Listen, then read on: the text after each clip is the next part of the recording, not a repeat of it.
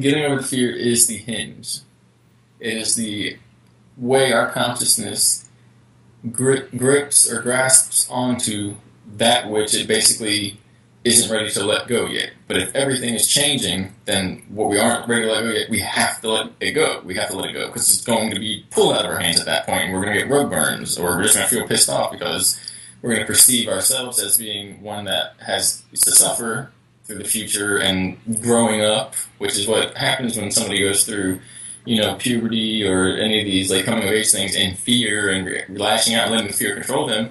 It shades or decides and paints how the future is going to end up. But the thing is, it happens anyway, and so all we have to do is let go, and it'll all go.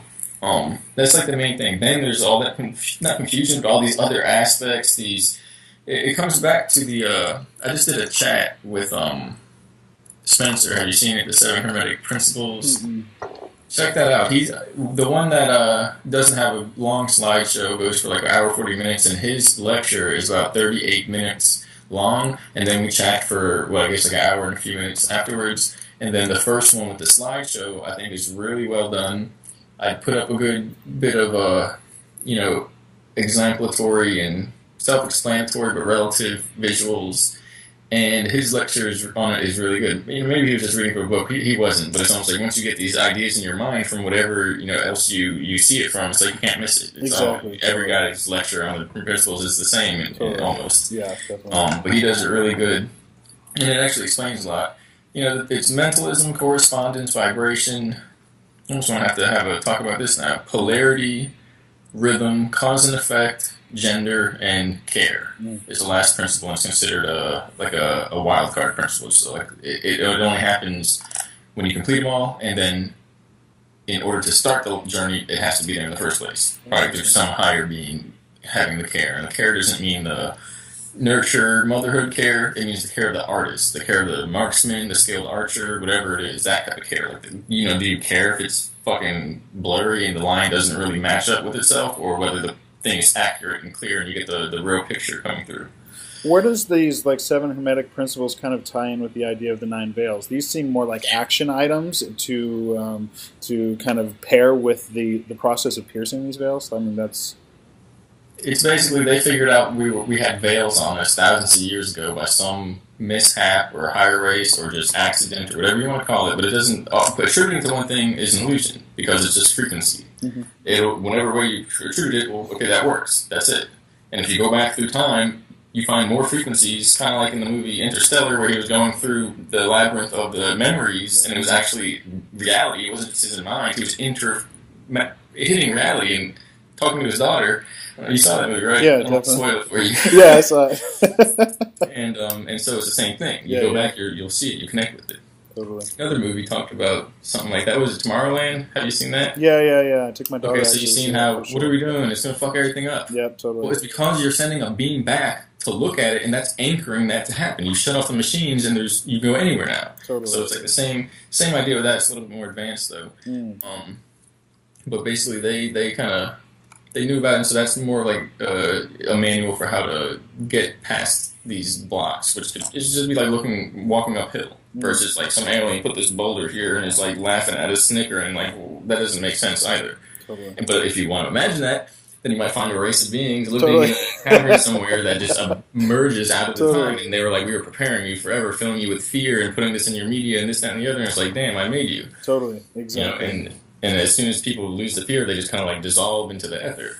Absolutely. That's awesome. Or the mask comes off and it turns out they're cyborgs invented by some guy fucking with us in the back. Exactly. Totally. So it just advances and advances, and the higher dimensional the being it is, the more they react and respond to your perception as if they're actually not the surface of what you're seeing in the object, but you look past it, it's a hologram, and it's a gem just spinning, depending on which way you look at it from which angle. And that's what the universe kind of turns into. So how, when you think about this knowledge being available possibly to the general public, it's so inaccessible from somebody, from just like the standard point of out in the masses, okay? Like the idea of even kind of approaching these concepts are just, they're mind-shattering. So where are the seeds that can be planted in the general social memory complex of everyone right now to be able to start moving forward with this understanding and doing this work? So the first way to respond to that, and I'll go back to the last. It'll tie itself through because I've gone back before and said what I had to say, and then gone back and so like dried up because then there's like I don't know anything. But as soon as this goes out, we have nothing to say. I can go back to the things that we probably never have nothing to say, but it'll bring itself back around. Okay. So the first thing that I can think of is defining what I just said. Higher dimensional beings conform to your perception, just like reality. It's like anything. And so, well, what does that mean if somebody is straight up, basically off the highway coming home from work, and they're just like, what does that mean? Mm-hmm. And from there, you can go to a bunch of different angles. But, breaking down sentences, you can look at what is a higher dimensional being, what is the process, and the notion behind conforming or even confirmation through perception, through consciousness. This consciousness conforming aspect of reality. And you can bring up the double slit experiment and the way, there's a few other I can't think of right now. Just the way cymatics and all that, how consciousness and the physical material outcomes of reality is intermingled. You can't, when you separate them, nothing happens. It kind of repeats itself like a program. And it's like, what is going on? And you actually look at it and it starts doing different shit as if you're activating it by paying attention to it. And then we've had these concepts forever. If a tree falls into a forest and no one's around to hear it, does it actually make a sound? Mm-hmm. And there's many ways to answer that, but then that brings me to a kind of wrap up of that kind of understanding that if people don't want to sit there and think all day, well, does it make a sound? Then they're not going to get to when you tell them this flat out truth, they're not going to get to it. They're not going to accept it. And so even if something came into their reality, they wouldn't accept it. They'd just black it out and wouldn't matter. But what if this happens now? So maybe it brought back around now. Mm-hmm. So it's happening. It happened 6 times before. It's happening the 7th time because it was basically set up so that it's just going to happen. It's just perfect. It's how it works. There's 7 octaves, 7 colors, 7 sounds, all that. Vowels. And so basically because it took that amount of time, which was not really time because it's people moving back and forth in hyperspace, to prepare our civilization to the point where our minds, by the time it happens this time around, our minds are advanced enough to comprehend what's actually happening. And then we reposition ourselves in time, and it continues. The story continues. Instead of just flatlining and having no way to choose your own adventure in this complicated story because we can't even read the fucking words on the page anymore. Exactly. Totally. So, and so that was basically the team of people moving through hyperspace to reposition everything and ultimately develop the technology that could then intersect with our time without us not understanding at all what the hell's going on and having to make up stories about it because nobody even knows that we all have these memories of something happening like thousands of years in our genetic memory of why we are the way we are. Mm-hmm. And so that's kind of like what it is now to the degree where what happens then if these beings come in, the truth is unveiled and people see it, but they black out. But the beings don't go away. Exactly, totally. And are we going to have that type of situation where the Indians look out and see the ships and don't see them? That type of situation. So yes and no, because that's basically what it is. Mm-hmm. Is that? But it won't be like, can you see those ships? The ships will be driving through the forest. Totally. Yeah. It'll be like, can you see those ships? And someone will be like, yeah, they're huge, higher dimensional, opening portals and crazy stuff going on, and other people will be like, no, stay away, and they'll be in fear. Yeah. It doesn't mean come down because some of them might be a dark faction, knowing they profit off of people having to stay in this materialistic realm because that's how they've been programmed, and that's how they've organized their faction to exist, to subsist off the suffering or the ignorance of people. And so it complicates things so much more. But it kind of displays how kind of that larger correspondence of reality correspondence, even as I even wrote that down, I wrote it, because that keeps coming up. The correspondence between the natives and the story of how they couldn't perceive the ships is the same as what we could experience here. Mm-hmm. The correspondence is the fact that it's one plane to the next, but the same thing repeats itself. And all planes continually repeat themselves just to the next level and the next level next. That's going to keep happening.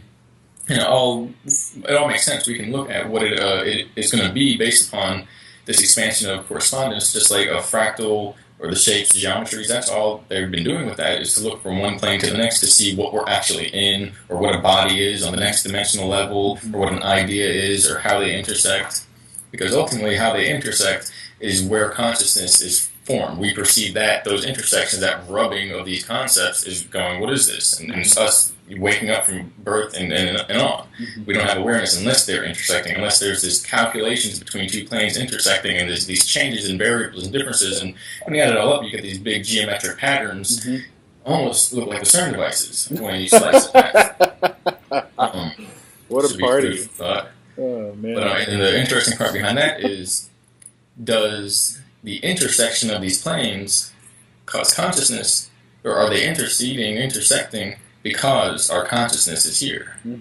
Definitely. Are we instigating it with our minds, or is that the instigation of what we perceive as mind? So what's your perception on that? Well, it's both. It's like saying, is the sun always setting or rising depending on where you are on the planet? It's both. Yeah, it's all a big circle, even if it's flat.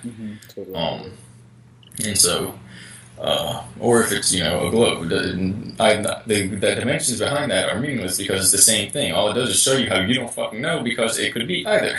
Because you could bend it either way. We're not powerful enough to watch the whole thing at once, and because of that, you can't make a decision.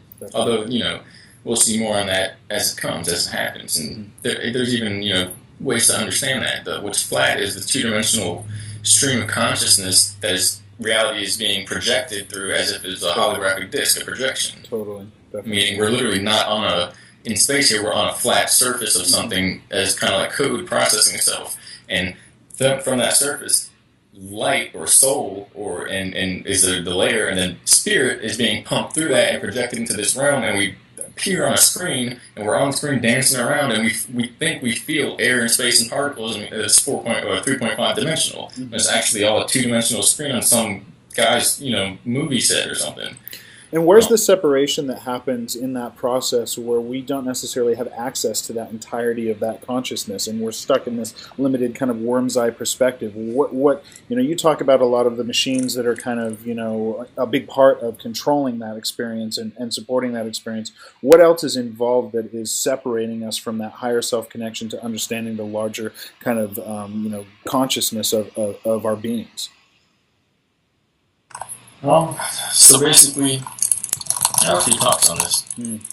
So basically, you can't have an experience that comes from an eternal or higher dimensional continuum, in a way that just happens all at once. There's no way to integrate what we have down here to what we have above. So if we are in some place where there's a lot of knowledge and information and experience happening at once, i.e. a multidimensional continuum, where it's not just one, but it's expanse, then the only way to learn of that and become aware of it is to step down to what it isn't and refine one of those, and basically you create an abstraction, like a shadow world, like a daydream apart from the truth, but relevant enough with just enough bits of truth to the point where you can organize the pattern, lead yourself back to that, and experience the coming to awareness of it.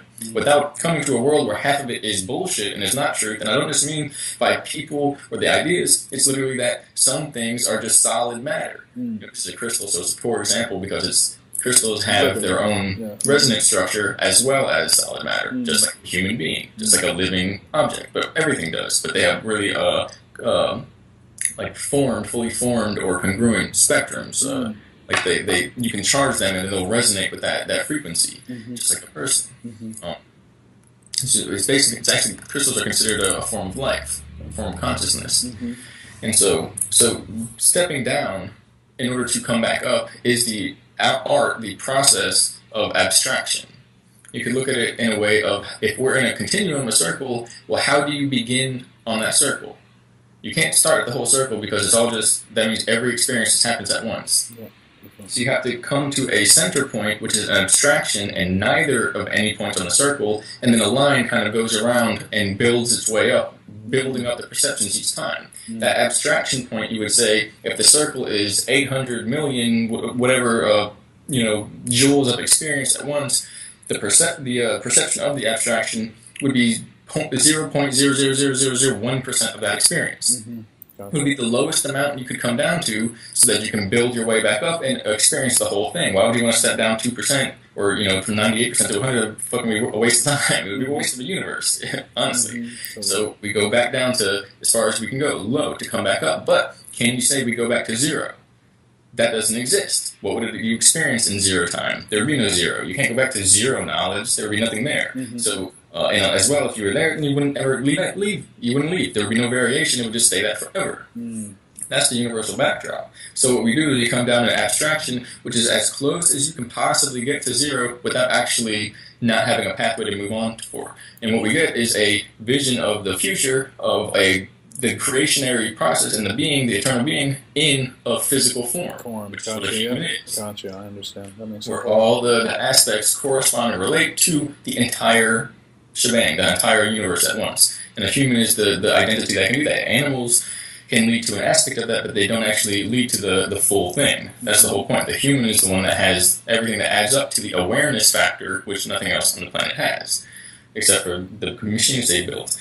And so, which isn't always a bad thing. It's just, if you program your calculator to do whatever your mind thinks and you're constantly thinking like, this shit sucks, your calculator's just going to fucking spray shitty-ass numbers and crap at you the whole time. So, but that's the big problem, because now we have, like, billions of people spraying that into the machines, and the machines are spraying that at them, and it's a feedback cycle. And that's why all of this has to excel, and people basically ascend through these layers through the fear and the basically, like, the infantile surrender to not even fear, but to the materialism, the egotism, and they have to step outside themselves and above the reasons they think for refusing the truth, which is basically trauma and like shortcomings and things like that we project onto the world and onto others. When we're not supposed to fix those things the way they are, we're supposed to fix the way we feel about them and the way we see them. Because again, the main goal is, if it's consciousness based, why would you want to do the work and you build all this crap when some guy just goes,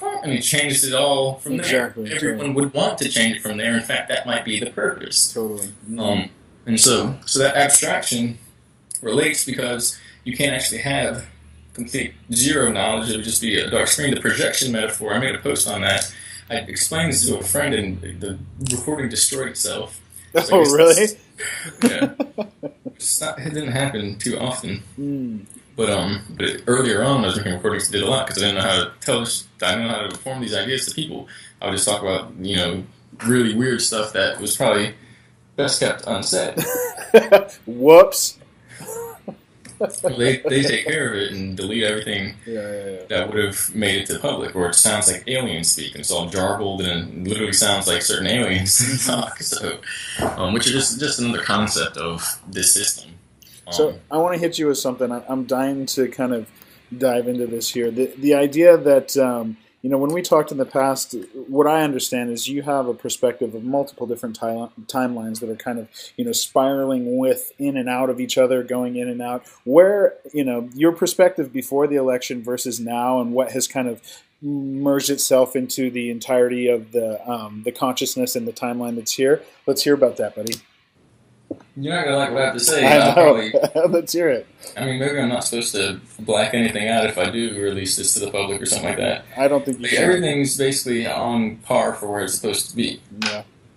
Which isn't necessarily bad, because again, if you have all the things that I just explained, people freak out when they're in fear. Duh. When you give them consciousness generation devices, they're going to freak out more unless they get over the fear. Duh. Steps are being taken to give people the opportunity to see what they're afraid of and then let go of it. Duh. But then if they're not ready to do that, of course, they're going to be basically frightened a lot. And so, but that's life. And in the same sense, if it were 100% intellectual, if the society was completely, transcendent of all those things, what would we go into? We'd already be there. There wouldn't be anything to go into. We'd be there. That would it. That's it. We'd be the society that we're trying to become. The reason we have this is because the abstraction is the process that is used. Why is it so dense? Because we went as far as you can possibly get into not actually possibly even, could be that we don't make it, in order to learn everything that is there. We went to the beginning of the book so we can get to all the way to the end. Definitely. And actually know what the story's about versus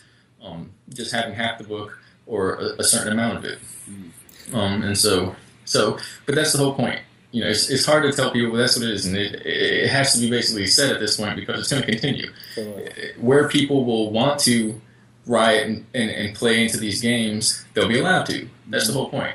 Michael Cavanagh talks about this. I just had a chat with someone else on Facebook, where basically he talks about the 666 program, and that is now the 777 program.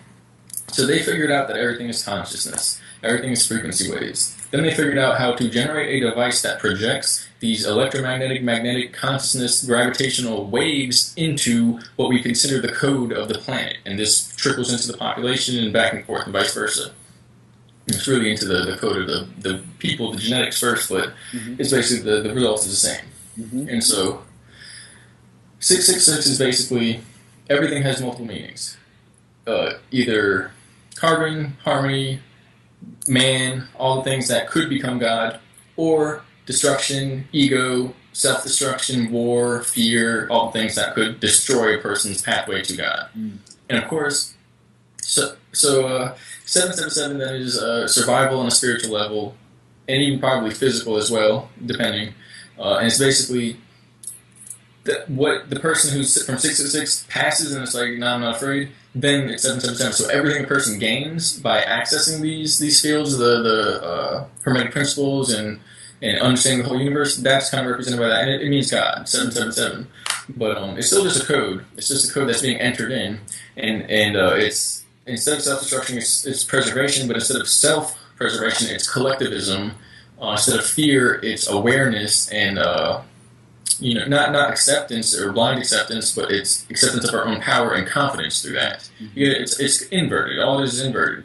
And so everything's in the public, they give them the opposite. Because that's the whole point. It's supposed to represent how this society is ruled by ignorance. That the people in power, that people want to get to the top of, well, they're using ignorance to keep everyone down the bottom. And then they show everyone all in their faces so that if you ever really wanted to get to the top, you realize you're already there. All you have to do is wake up to the symbols that are all around you. That's the whole point. And nobody can say, you kept me from doing this, you kept me that. Well, there's symbols everywhere showing them this. But it's an inversion. What we get from the inner circle is inverted what's on the outside. When you get to the inner circle, it's all plain as day. Which is all in your head. The inner circle is in your head. As well as a group of people. So talk to me about the phases. We were looking at like the different kind of rollouts, the phases of disclosure here, and it seems like in the past few months here, the rollout has been real tough on focusing on the kind of the sex, pedophilia, all of that stuff is being brought into the public consciousness, which is usually stuff that most people don't want to even look at. It's so completely horrifying and hits them in such a visceral way, and also just brings their mind to places that are hard to go into. What else can we kind of expect on that unveiling, and the phases that are coming here relatively soon? There's a lot. All I remember, did you say bunkers or something at first before the sex pedophilia part? Or something. But that's going to happen in multiple ways. You could see it I'm going to finish the 777 and it actually plays right into that. Okay, cool. So imagine this frequency being pulsed into reality. I've had a headache for a few hours. Pulsed into reality, and so it's literally like a loudspeaker. But you can't hear it. It's inaudible, and it's around. And so you have the whole population exposed to this, and it's consciousness waves. So it's in their mind. It's programmed in their mind, or not, depending on how they interact with it. And the 666 says self-destruction, freak out, oh shit, don't trust anything, and don't accept whatever's happening. The 777 has been activated. Meaning, and this is, Michael's been talking about it, but I've seen, usually who I talk about, I've been briefed on. I've seen them before. I met them before, whether they remember it or not. And so, he actually has a very important role, and this is kind of hilarious, if you can think about it. But I'm not going to say it yet, but he has a lot of knowledge, and it's apparent. And what that does to reality is changes reality. And so they rounded up everybody that has these abilities, and plus he was not rounded up. He worked, hired. Yeah, definitely. And he'll tell you about that. So that's why I'll talk about that, because I'm not directly bridging any free will. I'm not lying when I say anything how it relates to me or anything. So there's nobody can tell me I can't do that ever in any universe, in any time, whatever matter, doesn't matter. Totally. And so basically, that signal's going out. Then I was told in 2010 I had the major awakening where I was picked up by the intelligence agencies, and secret societies shut themselves, went through a whole bunch of shit. I even died a few times, and all these other races sort of came out, like walking on, and then some of them float, they don't walk, so it's like these plasma beings, all stuff. But it wasn't like a dream. It was like I had to go drive to a location, and which it has happened before, because these things, there's with my involvement previously, it was like operations and missions and all types of interesting stuff. And then a lot of conditioning control systems, and then the other factions were kidnapping everybody, and so it wasn't like all cool stuff. But it's all a learning process. So the two signals are being put out right now. You got one saying self-destruct, blow everything up, fight to hell. One saying we did it, it's here, you are the ones, you have the power. We're all in this together, and we made it. We're gonna make it. It's the most beautiful thing. The fucking weird aspect of this is that what will happen is not determined by them going, okay, we're going 666 or 777. Literally, whatever happens is whether you go 666 or 777, freak out, or go to peace, and whoever picks one or the other, that's where they're going to go. That's the cleaving of the two realms. That's the bifurcation process. And it's happening now. You can see people who are flipping out. Something happens in reality that you don't like. Okay? That's a catalyst. Somebody comes, slaps you, and you're tied down. It's a catalyst to be one way or another. The earth is, people are tied down. They can't go anywhere out other than the system, and they're going to keep getting pinched and slapped and poked until they either pick one way or the other and say, basically the Ho'opono thing. What is it? Ho'oponopono. Yeah, Ho'oponopono. Yeah. Excuse me.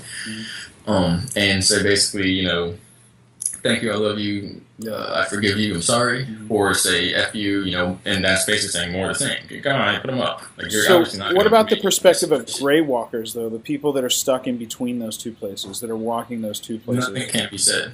What's that? Nothing can be said. As it goes from everyone just like, yeah, I don't notice anything, to more and more and more, you have like one guy out of a billion that doesn't notice anything.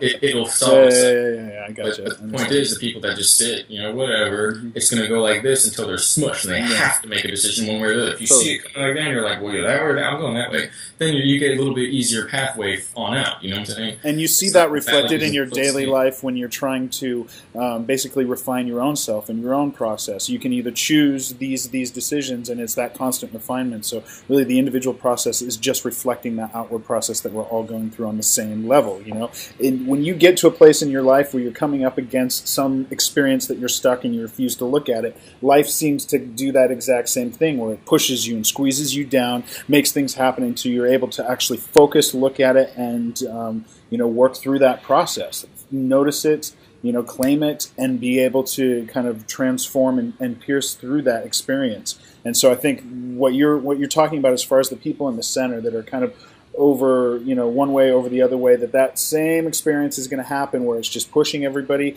and you got to choose. You got to make a choice at this point. You got to participate on that level. You can't just kind of sit there and not participate, because the experience is going to engage you that way, right?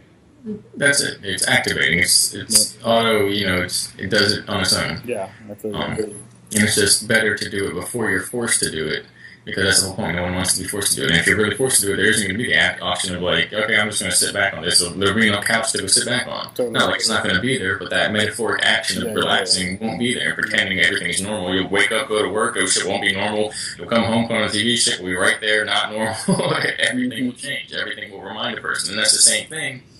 How when it happens, when we go through these things individually, the same, not failures, but the choosing to relax when you should take action, even if it's not acting, but at that point withdrawing from certain things you're doing or supporting, it'll repeat itself. It comes right back.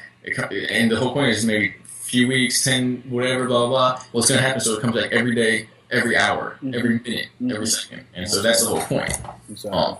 And so you just want to get the ball rolling quickly so that you don't have to go through this process of unlearning a whole rack of bullcrap and relearning about all of this stuff in a few weeks, a few hours, a few days. It could happen in hours. Exactly. Which doesn't make sense to us, but the way it'll play out in this realm will be a type of almost like a psychedelic or transcendent, higher dimensional experience where everyone is literally tapping into these dimensions, going from one realm to the other, which is... Whoa!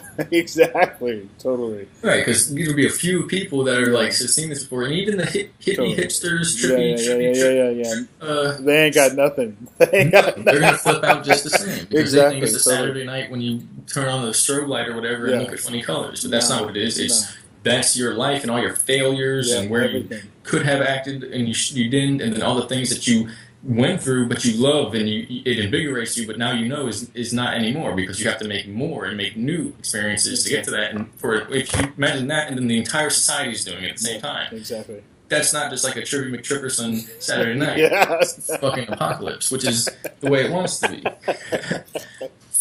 God, that's going to be such a party. Jesus Christ.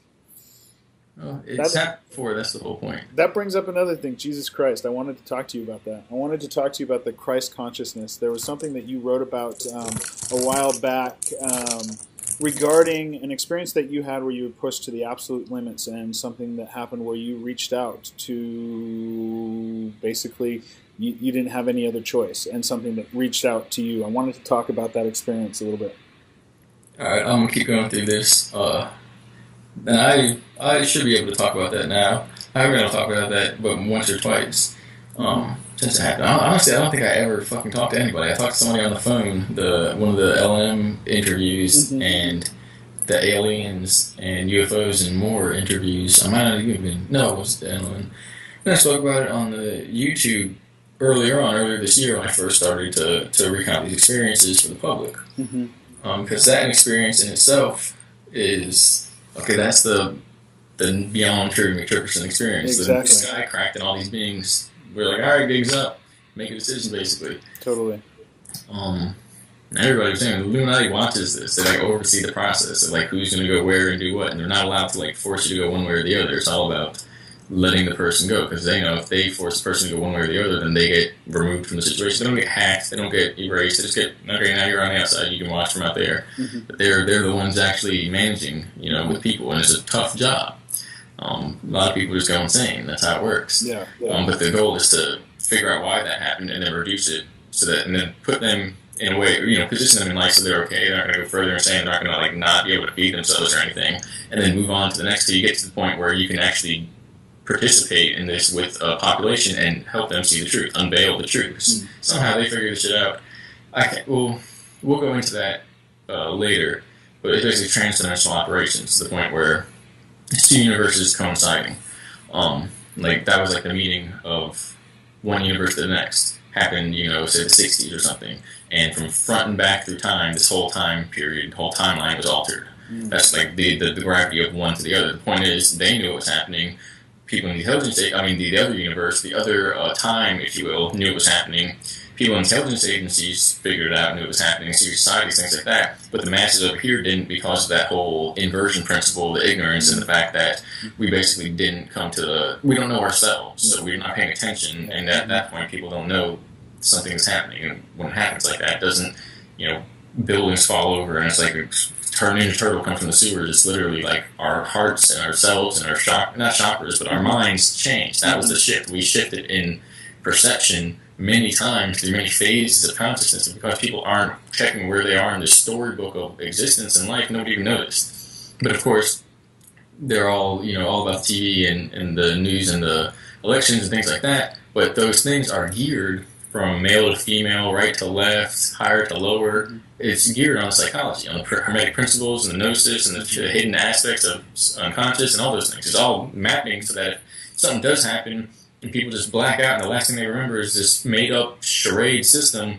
well, they'll be able to go through that from a higher dimensional perspective and realize and build the psychological psychology of a human being again, because it's all wrapped out in front of our faces. Of course, it's dysfunctional right now, but it's still all there. And if one piece was removed and it wasn't as dysfunctional, but it wasn't perfectly reflecting our inner aspects, the whole thing would probably, I don't know what would happen. Either fall apart or just wouldn't, it's not even possible. It would pop itself back out through some other collective reasoning.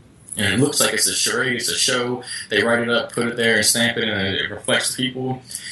It's happening on its own. They're just the ones oiling the gears so that everything continues to run. They're like the custodians. But that's a bad word for it. They even said, don't call us that. They said those are the custodians, and there's other beings that like go in and out of time and don't really have the ability to interact physically because they turn into fractals and shit. I want to recount that experience. Are you okay to talk about that experience? Yeah, there's a few more things. So what people do is depending on that, and then so the awakening is individual. Collective things can happen, but it's the catalyst that is collective, meaning a big catastrophe, disaster, whatever it is, it can squeeze people to force more stuff. You can't collectively have everyone and we all give what we have to offer. No, stuff can squeeze people, but not everyone at the same time. We're instantly just going to go, yeah, and we all turn into spiritual beings. Totally. It doesn't work that way. Exactly. And of course, if it did, there would be no one left to continue society. It would just flatline. You either have, I explained it this way, and this is also explained to me. You have a crystal, a cone, basically. You see? So right now we perceive it as this. At the top you have a minority, and they have all the information. They do everything. They know everything. They can see everything. Everything amounts to them. All the power trickles down to when they want it to. Down here you have the majority. It's dull. Imagine if this was like a color cone. It's real dull at the bottom. It's faded out. It's not as strong. They don't have as much power.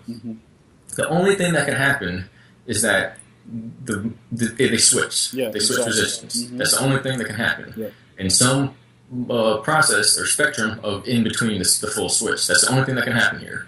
So then you end up with a majority that has all the awareness, knowledge, not all of it. There's no ever all anything, but they have everything's figured out. Exactly. Not everything. You know what I mean? All the majority of it. Yeah, definitely. And so then, it's not the majority. It's just the majority because it's not all of them. Because you still have a few people that if you showed them the book of life, if you showed them the higher dimensional experiences, advanced technology, they would just black it out, or they would be like, no, but somebody told me that's evil or wrong, and basically fear would stop them from accepting what's plainly in front of their eyes. But imagine if everyone accepted it, you would just have one flat occurrence of people, and the only thing that can happen there is it goes downhill and declines, and then we become the rubble that some other species or civilization finds and goes, oh look, people, what did they do to mess up? Totally. Exactly. They had stuff everywhere. How did they mess that up? So the idea is to keep that process going, and it can continue, and everyone that gets to the top, they don't become dumb at a certain point, because then the elite that we have now, all these people in power, they'd have to become dumb and lose all their knowledge. And a lot of the people we see now that people call elite, they're just a frontman. They're not elite. The elite gave them a bunch of power and money thousands of years ago, and the elite live on another plane, basically. That's the whole point. They interact through energy. They don't even have bodies, or they don't have to have bodies. They form them out of their minds. And so that's the big secret behind that. But the whole point is that the people don't have to flip-flop, so it's a continual rerun every so many thousand years, which it has been because of this mishap, which is basically of whether we're not going to get the story at all, or whether we're going to get it, and we're hitting this dead end that we have to restart, basically. And it's like this big cosmic drama being played out as much, as dramatically as it can be. That just means that you perceive that you're going to die, and then you don't. You make it, and it's like, oh shit, you get it. So, but that's the whole point. If you don't perceive it, that means you're dead. You're dead. It means you died already. You're dead. If you do, the more you perceive it, the more it's there, the more it motivates you, makes you take action. That means this is the time where we actually made it. We actually saw what was happening, conformed to the higher system instead of trying to force reality to work with our fears and our insecurities. But so the whole point is that all that would happen then is that a few people in society would be like, no, we don't mess with any of that stuff. We don't believe in it. It's not real. It's just a big game some secret group invented, and now they took over the whole world. And then you have the majority of people that would simply use everything that is in their grasp, their resources. They would use all their resources, and they'd be able to travel interdimensionally and experience stuff as they come to the ability to integrate with that. Because if you travel interdimensionally, like a shamanic journey, whatever you want to call it, and you're not capable of, you fuck up your whole existence, front to back. That's how it works. And that's kind of been happening as our species, but as well there's like overlays of other people that made it coming back to solve and buffer that system, and it's this big web of happening. It's really complex. The whole point is to keep that duality, that balance between the two, rather than completely removing one and you just have one thing that fades out in time. Exactly. The duality is what propels it. The duality is what creates the consciousness. The duality is what drives for the continual learning and growth. Right. It's catalyst. Without, and it goes back to this all sparked because of what I said with we do it when you're forced to do it, or do it when you want to do it. When you want to do it, it's hard to do it. When when you have to do something, you're lying in bed proverbially, and you realize you got to do clothes or something, and it's like you can do it right now, but this is the least time you would want to do it. But if you had to wake up early tomorrow, wouldn't you want to have done it then rather than struggle and do it later on and have wet clothes as you go? And so it's the same with when you're forced to do it then.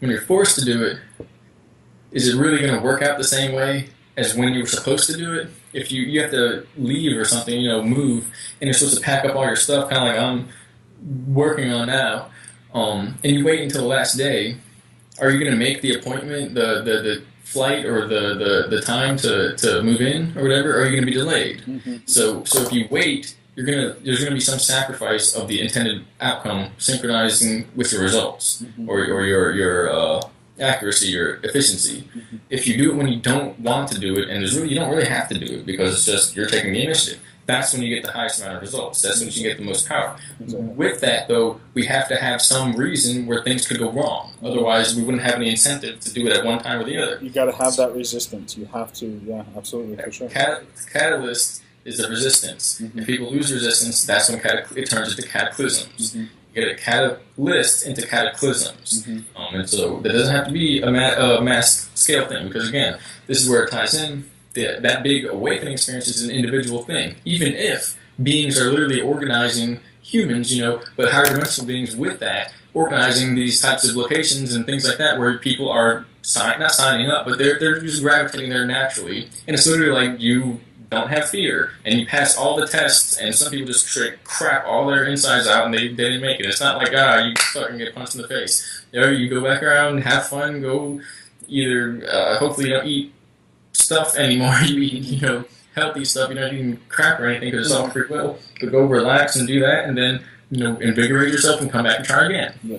Same thing like this. But then the beings the humans that do, it will literally be like a place where instead of going and getting a shot or a vaccine or something, you go and they show you a bunch of stuff and unlock your frequencies, and now you can actually access all these memories and all these abilities in our genetics, but you have to have no fear, because the guy who has fear will get that power, and then he'll fucking kill whoever accidentally causes him to be afraid. Exactly. Which is that's the last thing that can happen, because you have to decide that does that. We're the only ones here. We just end up killing ourselves. That's the whole point. Exactly. There is no such thing as killing somebody else. There's no such thing as murder and cosmology. It's just suicide. That's all that can happen. It's self-destruction. Absolutely. And so but the idea is that there will be collective catalysts to cause that, and there will be small pockets of collective individualized ascensions, which will be early adopters of this whole process, which is what we've been seeing. Apparently the first wave already took off. Exactly. Totally. The second, or the majority of that wave, or the world waves, which would be 3 waves, is happening now, basically.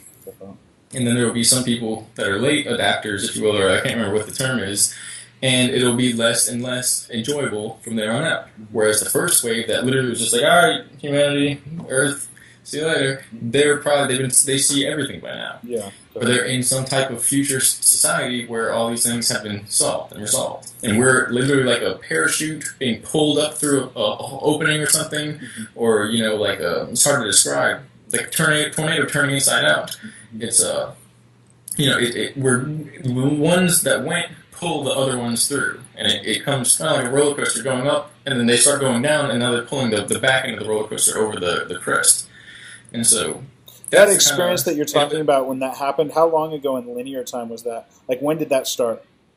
Apparently, the first wave leaving. Just to wrap up, what happens to us individually depends on what we do and what our decisions are, our choices. Yeah.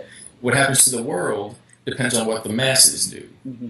So it'll form the world differently according to that. Mm-hmm. But where our position will fit into that is not, we don't have to conform to the world. We can literally conform to our own, we will conform to our own frequencies and where we fit into that spectrum of the world. You might end up in a crazy aspect of society where a lot of problems aren't there. Well, at the same time, in the same world, there are people in different areas that are just completely in fear and in scarcity. Okay. There's two programs, one's coming to completion, one's seemingly just beginning. Yeah. And it's literally like a circle.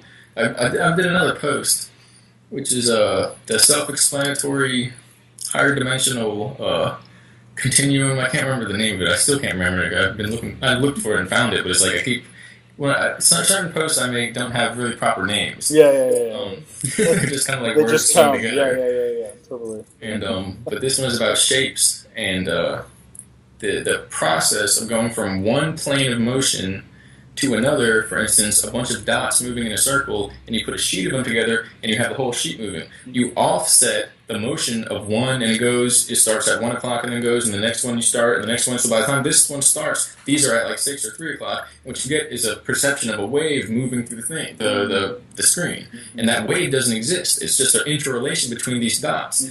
But when you look at how the layers, each one relates to itself, and there's a correspondence between one time or position of the motion where it starts in relation to the other, you get an interconnection of this relationship, like an interrelationship, and that interrelationship, which can be measured as well as, you see each side going like that, and you get a direction of each one around the circle. But as the wave goes through, well, now you have a time dimension that across the whole field there is a motion taking place, and that's an abstraction. What we represent is represented as time and consciousness, and the consciousness is when there's a plane of motion where one thing is happening, and then we perceive another thing happening on top of that, which isn't really actually materially there. It's just a perception. That's our awareness taking place. And so now I confused myself. I can't remember why I brought that up. But that is, I don't know. Anyway.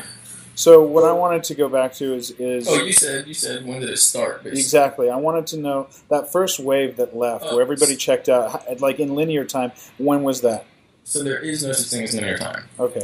There's no such thing as time perception. It's just consciousness. Okay. Each person that looks at the dots, one guy sees them start here, one guy sees them start there, one guy sees them start there.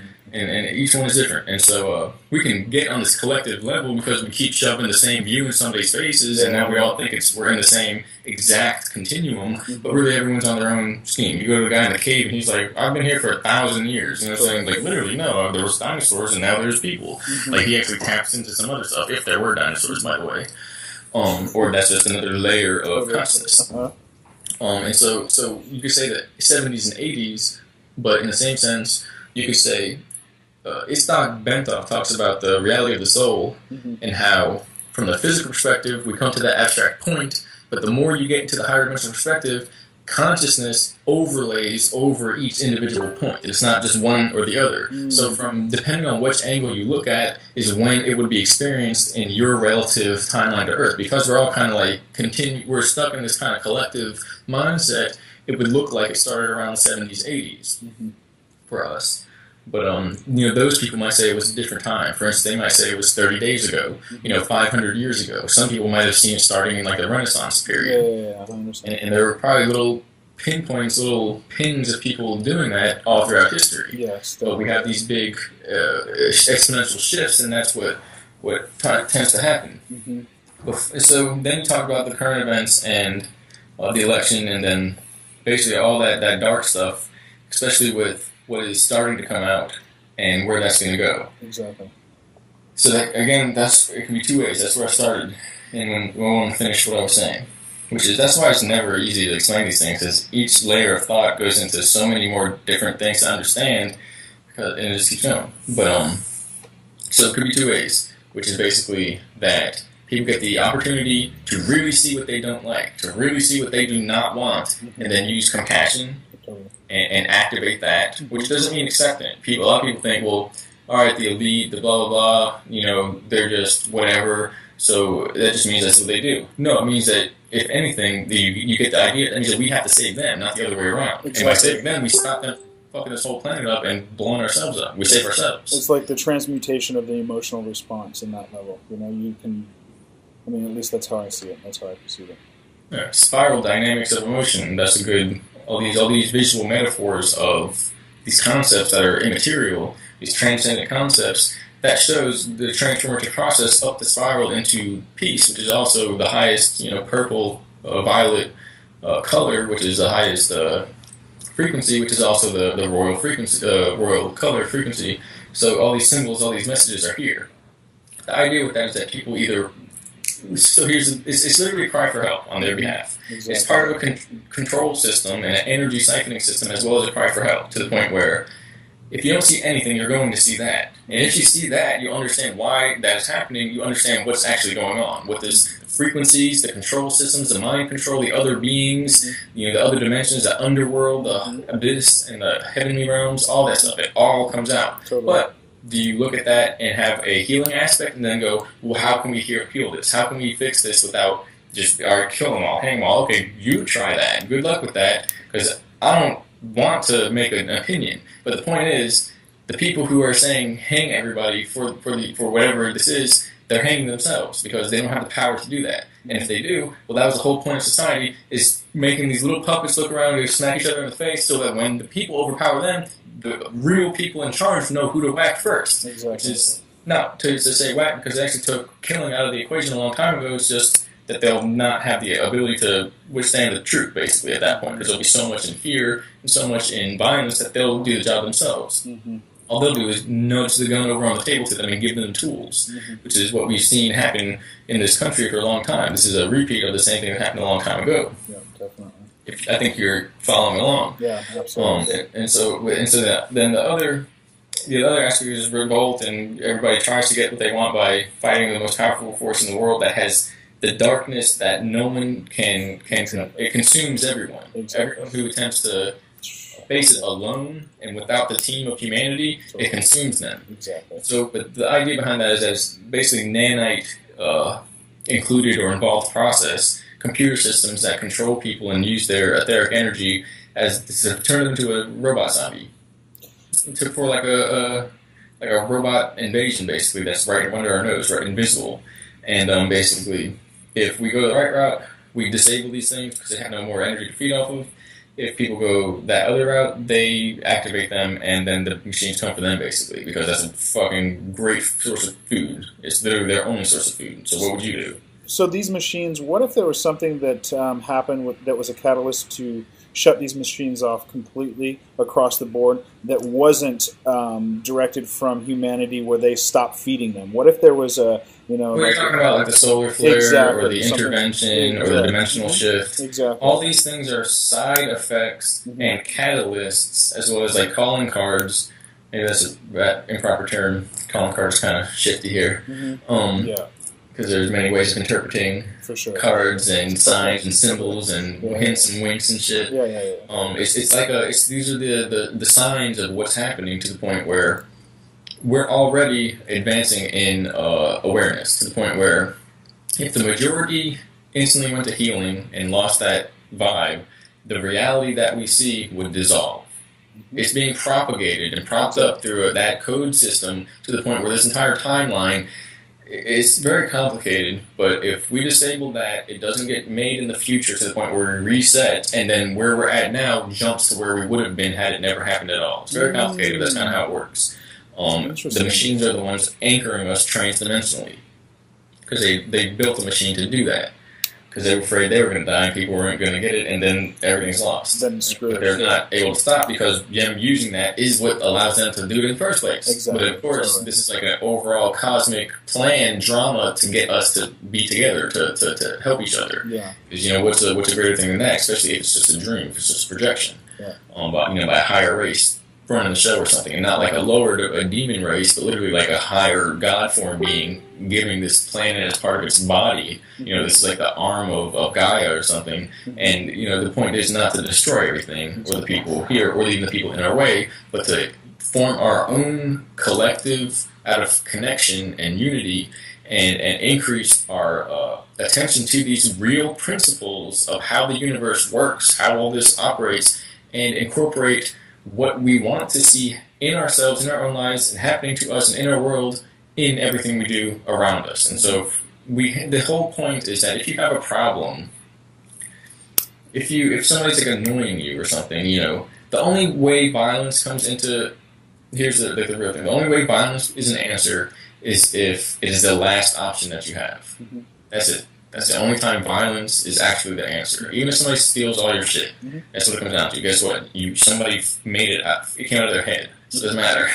Exactly. You came out of somebody's head. That's how it works. Even your body came out of another person. Yeah. So more can be made. Even though we're unique and we only get one layer of that, if you can transcend that, you're already a king in this world, basically. And all that king stuff, the kingship, all this draconian rule, it's to mimic the messianic forces that came here. This leads into what you wanted to say before. That kind of wraps up the whole weird darkness shit that's coming out now. Yeah. But it's going to take a lot more, because basically, if that's the catalyst, and all these things are, all these catalysts that are around them, the banking system, the arts and stuff like that, the pollution of everything, the financial with banking, but authoritarian, like the law, just like the police not really listening, and the soldiers going along with it. All these things that the police are starting to listen. I think they abandoned the pipeline. I think at that point, that was viewed in these meeting, this tribunal, this negotiation, as one of the events that would signify movement to one area or the other. So put it that way, if that's any semblance of assistance and positivity, then that means something, which is self-explanatory. Exactly. Well, you didn't bash everybody's head in and basically drown them in pepper spray in the water for saying don't poison us and poison your children and destroy everything. Totally. Wow, maybe they're learning. Definitely. And I've said that for a while too. When people engage me about that, is like, I look at the modern day protest tactics as just being so outdated, and that they're from an activist standpoint, there needs to be a new model that can kind of incorporate co-creative thought, and in addition to the pacifist examples that have been kind of put out there. But I think I said it recently where I was in conversation maybe with Yvonne or something, that the idea is that you got to break their hearts. You've got to break through that control mechanism, and somebody can only stand there long enough and beat somebody with a club as they're peacefully holding that space before their hearts break, and some of that control, some of that brain conditioning, some of the brainwashing starts loosening up, and people can't handle it. Their heart space cannot handle it. They have to walk away from it. And those are the places where, in this coming movement, where people can access what's going on. You look in the streets right now and people are going nuts. What if there were people that were really in there doing the work with the others and really showing them the way, really giving them the opportunity? You want to know power, you want to know how to change, you want to know how to influence the masses, break people's hearts. Break that heart of that police officer. Make him remember what it's like to be human again.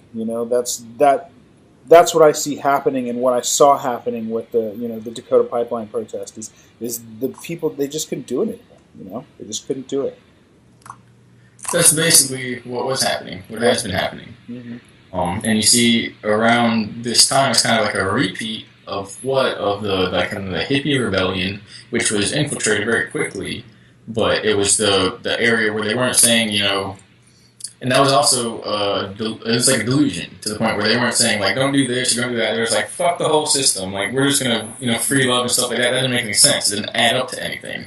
But this is the on point, the accurate version. This is a version where a result was achieved, where because police going to people naked in the street, just like, yeah, we can do everything we want. It's like, that doesn't make sense. Some people have somewhere to go. Totally. You get it? So then you see the police out in the field, middle of nowhere, away from their family, with nothing to do, and corporations backing them, literally, not even contacting like authorities being told by their higher-ups, but corpse paying these corpse undead, land of the living dead, paying these people to back them as they run a pipeline through Native American land that does not belong to them or the state, and is supposed to be protected. Totally. It's supposed to be legal. It was a criminal act. It was completely illegal, and that's supposed to happen. It's going to get more and more and more until people realize, oh, you mean just because you have a suit and a lot of money, I can't break the law and everything's going to be okay? Exactly. No, that's the whole point. Law is nothing. So whether you're doing it out of good intentions, or you're doing it because you have no idea what you're doing, and it's for a paycheck, or it's for, honestly, a lot of it was the feeling of bashing somebody over the head and saying, "Ah, you're below me." Exactly. So it's a mind game, and this is also one of the first times where instead of lighting stuff on fire, and it's kind of worked out that it had to be that way because you're not going to burn anything on it. And what are you going to burn a teepee and turn it into a sweat lodge, and everybody's like shaman quest? Excuse me. So it just has to happen that way. Just written into the code that's how it would happen. Exactly. And then the police and the authorities realize they're literally standing there doing nothing. Yeah. They're not even doing anything. And we're just beating them up. They're not in the street, and we gotta we gotta go to work. They're in a field. Yep, exactly. They're not complaining about stuff that just is established and it's the way things are.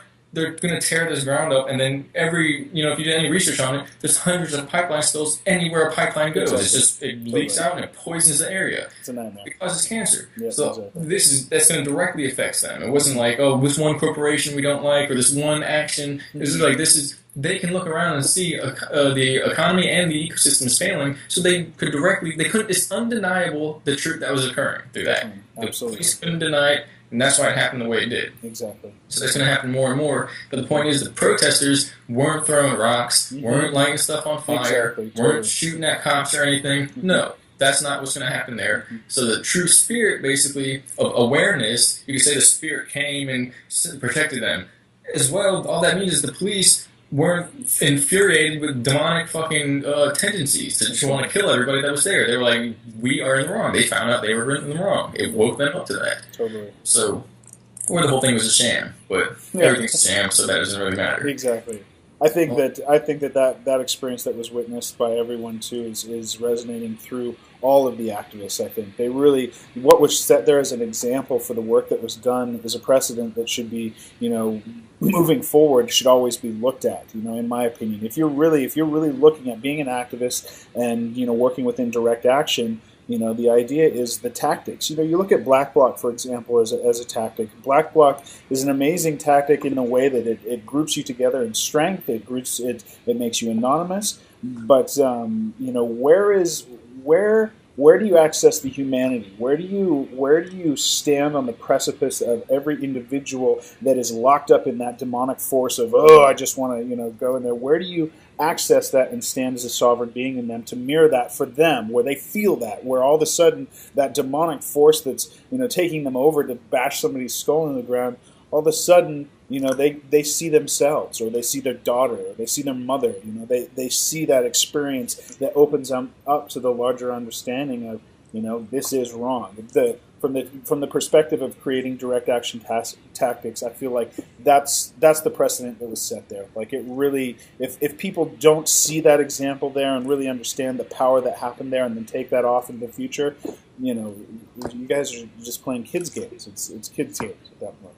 Well, that's the point. That's how it has to be coded, and that's how difficult it is. That we'll just continue to repeat the lessons and go through these cycles. If it happens in a way that doesn't really focus on the actual occurrence, which is mind and spirit versus other mind and spirit, or mind, spirit, and body versus other mind, spirit, and body, where there's not. It was best as mind and spirit and body versus itself. Mm-hmm. When there's all these other entanglements, you can get away with pretending that you did the right thing.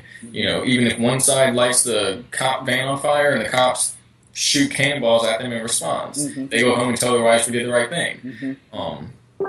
This time, though, but then you see it, though, now they both went home and said we did the right thing. And they both calmed. They went to peace. And that's what it is. And that's what it is, definitely. They both went home and realized they did the right thing. Absolutely, man. And so it's crazy how that happens. And it is, up until that point, torture. It's the collective unconscious being tortured. Absolutely. And we think, it's someone else, it's something else using us to torture ourselves. Yeah. It's like an insanity thing. It's like an ego thing. Exactly. Definitely, man. Which relates to everything. I want to know more about what you know about me. And I don't have to record this, but I want to know. I want you to spill it, buddy. Everybody does. Yeah, but I want you to spill it. I'm serious. I want you to spill it. All right, and then there's really not too much to say about the other beings and how it all plays in. It's this big, complicated, transdimensional series of operations to assist in this coming to this knowledge, or to tangle things up and allow the other people to profit off of it.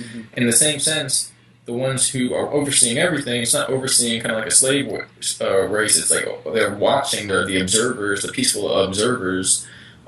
They use the organization of those dark ones to help proliferate the truth, the light, and help them organize and know where exactly the angle points that need to be assisted in are. So it's all this one big, like, it just has to be this way, and it just works that way kind of scenario.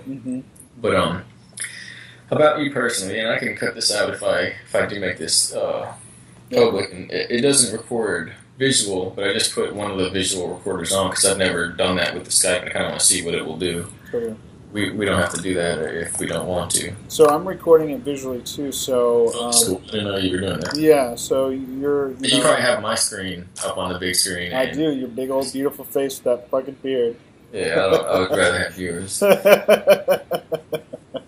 Let's hear it. Spill it.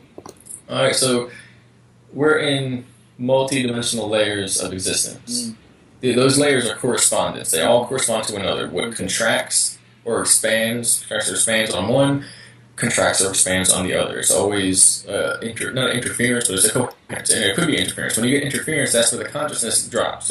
You feel suffering because then there's things that you aren't aware of, and where there isn't aware of why things happen a certain way, there's suffering, and when there's suffering and we don't know why, there's fear. We make up reasons of why we got to do this and that and fix it. And sometimes these ancient shamanic ceremonial rituals help, and they just happen to be the right herb with the right thing at the right time. It's like, oh, that cures everything. You know what I'm saying? And so other times, just like lighting candles, doing weird stuff. And other times, those are for a specific reason because they know what that means.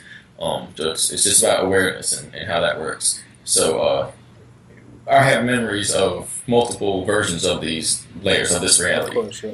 I used to think it was just the dreams I would have, and not even dreams because I would have them at night. But I would be able to access these fields, you know what I'm saying? And I always remember these things in this reality. And a lot of people are like that. Yes. But these would always have weird stuff, like the tribunal, Nazis, Illuminati, underground cloning centers, reptilians, other races, higher beings, lower beings, whatever you want to call it. It was basically all the stuff people read about in this crazy book and it's the New Age and the higher dimension stuff. They always, from when I was born up until now, I was always thinking about that stuff, but it wasn't like I literally was thinking about it. I don't even talk about it because there's no reason to. I thought it was just like when you go to sleep, or when you have when you try and figure out about the universe and you line things up, and then things click and certain things happen to your consciousness. Exactly. Because a lot of it is through dreams, but it's in the same sense. It's what you would call a meditation experience, but I don't like to use that because within that there's a lot of control to the point where people say to meditate and go in certain ways. And then, like, contact a certain spirit or to ascertain a certain level. And all of this can be used for mind entrainment. And ultimately into possession, of leading a person into possession, which is still something that can be fixed, but not like you can't undo parts of your life that were unmade or lost from stuff like that. But I would go through crazy yogic meditation ritual things that would basically allow me to go into other dimensions. And so there's always everything's been seen before, and I was held off to getting to this point in time for what I thought the longest time. I thought it was so long that I thought I was supposed to die. That they left me, and they were going to either kill me. And this is how they were killing me slow. And so then we formally meet, and it's real confusing because time doesn't make sense. Like there's been times where I was on operations with the knowledge I have now in my 9-year-old body. Yeah. Get it? Some of that's with you in a way. And then there's times in 2010 where I was smarter than I am now. I have more knowledge of what's to come, and I was in operation, but it happened to me then. It's part of I can't go any further than that because part of it is a control system to protect people. Because if it happened any other way, it would actually be vulnerable. And someone could take you, find you, and delete the memories, and you would never actually get them at all. So half of it is like to preserve the system that is happening. Exactly.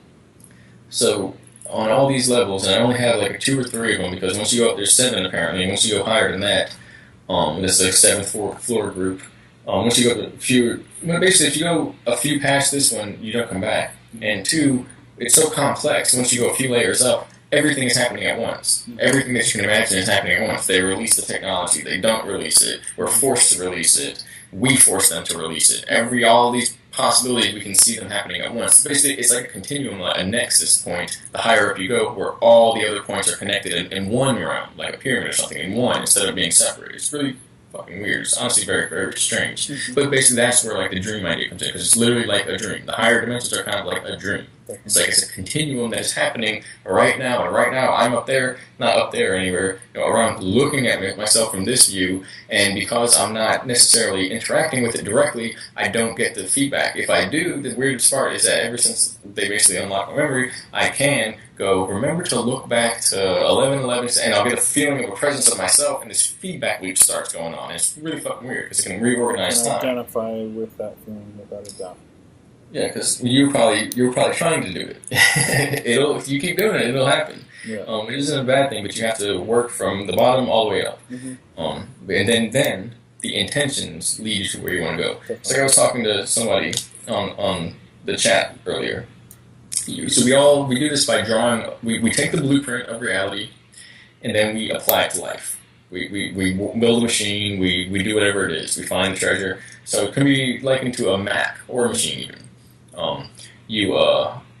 So it's like, well, what happens? You get somebody else's blueprint and it doesn't work. It's dangerous. All right. Well, if it doesn't work, as soon as you feel no confident in it, you don't have to keep voting for it or whatever it is. You just throw it on the ground and go to another one. And also, don't use when you found on the street. That's not going to. That's anyway. People don't know. It's all metaphor. And so build your blueprint off of what you know, and you know works, and extrapolate from there, and it'll guide you. Everything will guide you. The point is, though, you think, well, it's all about knowledge. It is a lot about knowledge, but that's not going to make or break it. The truth is that it's all about that care, which relates to compassion, but more so intention. Do you want it to be crappy, or do you want it to be good? Exactly. And not good, but on point. Crisp, clear, accurate, makes sense, corresponds up and down to the levels, is balanced. So if you build your blueprint, of course, you build your map, you draw your map out with clear intentions of, I am leading myself here, and I'm doing this for the benefit of so-and-so, humanity and the self. When you do that, the map works. It doesn't matter how you do it. You can literally do it with your eyes closed, scribbling with double hands, backwards, upside down crayons. Yep, and you follow that, and you have pure intentions in your heart, which you probably wouldn't scribble it like that if you had pure intentions. Totally. You know what I'm saying? Yeah. You devote yourself, you commit to it, it works. It makes it work. The universe forms to it, and it turns out that you just happen to write the passageway of that is the actual passageway, kind of like Indiana Jones or something, where your heart's pure and you're not going to steal the crystal or whatever it is. It leads you and protects you along the path. Totally. And is this a direct source for inspiration too? When you look at the idea of inspiration coming through you and directing you through your life and helping you refine your experience and express that map that you're creating so articulately, to me, that's how I relate with that concept of really true source inspiration guiding you and leading you through that higher self perspective if you're holding that space and really kind of choosing that heart-centered space to move forward with high intentions. Right, and the act of choosing to do that is the act of inspiration coming to you to fulfill that task. Exactly. Totally. If you do it when it's easy, you don't need it. If you do it when you would need inspiration to guide you to get and you make it happen because all you did was say, well, I don't really have a reason to other than the beauty of the universe, so now high intentions, now the highest intentions of all, help all, it comes through. That's the thing that intersects across all planes. It's the highest form of consciousness because that's what sourced this realm. It was an act of intention. That's what is everywhere the most. You react with anger to one thing or the other. It's like you get a similar vibe of that throughout the day. But you react with high intention everywhere you go. Everything reflects that back perfectly. Because that's what's everywhere, because that's what started this realm. That's what's cleaved this out of time space. Exactly. It was like an artist, a painter, doing some weird stuff. Exactly. So the other thing is, the big secret is all the maps work. All of them work. There's no. You can't make. What are you going to make a map and it leads to nowhere? Nowhere doesn't exist. Exactly. How would you make that? Doesn't happen. It's impossible. It's just that it might lead you to a place that you didn't predict knowingly, based upon your intentions and your ideas, your concept, your direction in mind, and where you wanted to go. Because the two weren't matched as one. You did it half-heartedly. It didn't turn out that way. And so the whole point is all you gotta do is make a map and boom, it works. Follow it, it'll take you somewhere. But if you do it with your intentions in mind, with the direction of helping, that map leads to the highest potential, which is if most people would think it's impossible. That, well, this has to happen, and this has to happen, and this has to happen. All of that will happen, or it'll be proved that it doesn't have to happen. Exactly. And it will happen without it. And I think that knowledge is so important for people to understand right now, because the doubt that lingers for everyone to kind of start that process and to really see a vision completed at the end of its inception and really kind of understand the path to walk on that way is so daunting to people and so overwhelming to people that there is no inspiration. They're just kind of the walking dead. And so the idea of really kind of grasping a hold of how that system works and being able to, create the most brilliant, beautiful map that you can possibly think of for yourself, like limitless. The idea of creating like a limitless perception of your experience and putting it out there and start taking those steps is something that, I think is so needed right now. It's that information to me, it's something I know very well and I have lived my entire life by and have had some, many different experiences that has just honed that understanding down to a T. But it's something that is so hard to express to people because of all the things that are in the way of that understanding. You know. Well, you say it's a journey to come to the agreement and the intentions and the confidence that you can make a map in the first place. Exactly. So you can almost say that you have to make a map to make a map. Exactly. And that's the point. Exactly. You got to make a map to make the in map. your head, yeah, and you just accept it. Exactly. Totally. So it just happens. And there's a whole body of knowledge behind that of how, basically how to realize where we are here and how we are. And this, I'll keep going on the timelines. But this is how everything goes in many different ways. For instance, we don't remember how we got here now. And so that means that it's basically, it's something that we'll have to do in order to understand where we got here. We don't get information and knowledge just by sitting back and doing nothing. It has to be some type of initiation on our own. What this means is that reflects the origins of how we got here. We came through something that basically inverted our memory. But it doesn't mean that we were trapped. We decided to do it. It was intention that brought us here, so it's intention that allows us to go wherever we're going to go elsewhere. It's not a linear flow to the point where it's intention that brought us here, so then we're forced to not be here when we're not here. That just takes us, the recycling thing just takes us right back here. That's the whole point. It's kind of supposed to be that way. You physically walk. To die to this realm is when you physically turn from physical matter into light. That's the whole point. But it happens in a variety of ways to the point where we're all kind of like painting ourselves into time with all different versions, procreation, things like that. Having our actions and our impacts on the world and leaving hints and signs for the next time we're here, and we're all doing this to each other. There's a whole spiel behind that, how it's ultimately you can never get all the information. This goes back to the abstraction thing that I didn't finish. It's a projection metaphor that you can't start at zero because it doesn't exist. It's like it takes hours to get. I'm getting it quicker and quicker, but it's to be able to explain it. The overhead projectors, where they have the flat surface and the light bulb underneath, and it goes and reflects that way through the mirrors. I'll just run through it real quick. That's a metaphor for the mind, body, and universe. The light comes through the wall, the electrical signal. It's the electrical signal, not the light. Electrical power.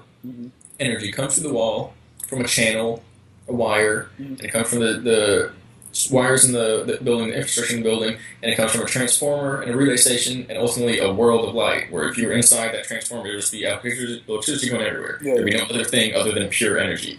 That's a metaphor for the sun. And the energy is inside of ourselves, even the dark energy, which is the anti-matter energy of this universe, because without that, it would all just collapse into itself. How do you have it projected out and propped up? Exactly. They're one and the same in a way, or they're two sides of the same coin. And so then the light itself is pretty much consciousness, whereas I'm trying to figure out the best way to explain it, whether I go through the metaphor first and then go back and explain what it all means, because the light is basically what allows the images, and I can't do it just simply because it goes so many ways. At first, with the projection on the wall, you only have 100% contrast and 100% light. You have shadow puppets. You put your hands there, what do you have? Well, what is that? How are the objects described? Is it the light that's doing it, or is it the shadow? What is the shadow? The absence of light. So it's the absence of what is there that describes you what you're perceiving. Exactly. The objects are the absence. The objects aren't real. They don't exist. They're the absence. Exactly. And so then you put an overlay over that, and you draw with some marker and some other colors in that. And what do? You're still blocking out the light. You're resisting some of that light from coming through. But now you're getting a graded, shaded gradient of different color spectrums, different frequencies. And from there you can get depth from the contrast, which the depth comes from just from the contrast being slightly less contrasting, slightly see-through. Then you get depth because you get different shadows and angles. When you add color, then you get different shapes and geometries and all the multiplicities of things in the universe. Living things, inorganic things, food, materials, living structure, all the things that make a universe what it is comes out of that spectrum of colors and change, variance, duality, resist difference, and variety. And so then the information, I'm just going to run through it real quick. Yeah, definitely. Well, we can do a video on this at one point, because this is one of the things that people are taught, and it helps them understand how the universe works. And the metaphor for using a projector is brilliant as far as being able to have something that's tangible for people, generally to understand. It's a brilliant way of putting that, so it's great. So that's where allegories come from. I see it got broken off before, because the king, the messianic things, the guys that you go around, you talk so long, guys start writing down what you say, and you have scribes. Mm-hmm. That's how a king is supposed to look like and be. The powerful guy who controls everything. If some guy writes down everything he says because it's so good. Totally. It's just a farce. It's a make-believe version of that. I mean, it still exists, and it has, especially if we're in a draconian system, well, you need somebody to organize things in a forceful hand. Otherwise, people just go crazy and steal each other's stuff. So you need some badass in charge of everything. Exactly. Totally. Maintaining peace. Mm-hmm. Totally. But after you have that point, you don't need it anymore, and it's holding everybody back. But it also relates to these guys that would go around and everyone would listen to them speak, to the point where now, thousands of years later, people still write down and translate what they were saying and think about it and learn from it. It's all just an interplay and a retranslation from one society to the next. Exactly. But everything is metaphors, and so metaphors, getting the image of somebody's mind, it wraps up all these kind of confusing concepts in lyrical, poetic, mathematical formulae, and it puts them all into one scene. And once you have the whole scene, you can't forget one part of another because it no longer makes sense. Exactly. So it's a way to get the whole concept. Mm-hmm. I almost don't want to even start saying it. It's basically the information on the screen, on the plate. Yeah, which is these transparencies, or work with the movie projection reel. Mm-hmm. I'll try to do it quickly. And so basically, that is dictated, if it's a movie projection, it's dictated by the producer and the director and the cast and crew and all that. And they put together this beautiful idea from many different angles, and it's all carefully thought out. Mm-hmm. It's the same with a teacher in the classroom putting transparency slides on the screen, the glass. Mm-hmm. And it could be mathematical equations, it could be concepts for the day, words and vocabulary that they're learning. It could be a story in a storybook with a beginning, middle, and end, an antagonist, protagonist, and a theme, a moral, a reason that comes out of it, etc. And it could literally be pictures they're drawing on, frame by frame, scene by scene. So the teacher knows it's a projection. They're the ones writing the script. Exactly. The people, if you were drawing people and they were on the screen, I mean, because where does it go? It goes to the wall, right? Exactly. And so that's on a 2D void space that is one solid color. It's really like no color, so that you can see the differences very well. Totally. Mm-hmm. And so the people on there, if you do it, what if you draw a story, you write out a story, or you draw a picture that the people wake up and the movie is about guys on a screen realizing that they exist and they're doing stuff in their world. So if they actually became self-aware and sentient, basically, how would they move? I'll put it this way. So they become self-aware and sentient, right? So what happens every day when class is over? What does the teacher do first? Wipes the screen. Right, and this is also how this is an interactive learning process, because people have to answer that other question, and that's how you always want to make but this is going to take it too long, so I'm going to run through it real quick. Yeah, I got you. I'm following you. So she'll either, and the truth is, she might not wipe it, because if it were transparencies and it wasn't just the glass that you write on and you can wipe it off. It was a template, a framework, yeah. Exactly. Is she going to throw them out? No, she's going to save them and use them for, absolutely. Totally. She's going to use them next year. Yep, totally. She might not use them next day, because if the kids didn't get it, well, that's class for that day. I'm not going to start all over again. Exactly. Not everybody's not going to get it, so that's the whole point.